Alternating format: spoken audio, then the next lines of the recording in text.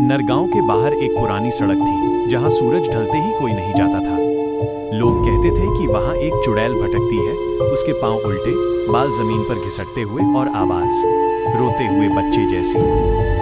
एक रात bus driver Raghav ने समय बचाने के लिए वही शॉर्टकट ले लिया। जंगल बिल्कुल शांत था।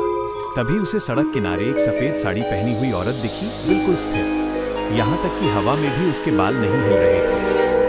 राघव ने गाड़ी धीमी की और पुकारा, क्या हुआ बहन जी, रात को यहाँ क्यों? वो औरत कुछ बोली नहीं, सिर्फ अपनी उंगली से बस के दरवाजे की ओर इशारा किया। राघव को अजीब ठंड महसूस हुई, लेकिन फिर भी उसने दरवाजा खोल दिया।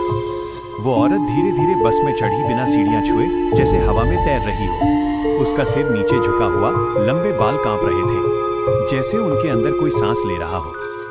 राघव घबराकर आगे देखने लगा और बस चलाने लगा, लेकिन रियर व्यू मिरर में उसने कुछ असंभव देखा।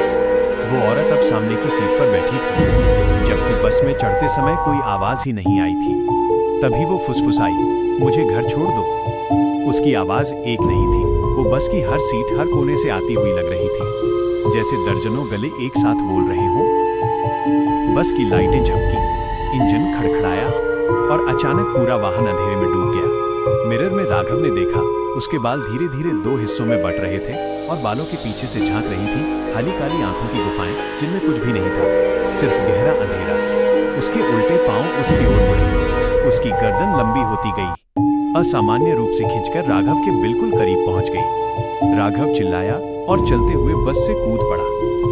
जमीन पर गिरते ही उसे पीछे से उल्टे पांवों की तेज चरमराहट सुनाई दी। वो मुड़ा, चुड़ैल ठीक उसके पीछे खड़ी थी, उसका चेहरा कुछ ही इंच दूर। वह फुसफुसाई, अब तुम ही मेरा घर हो।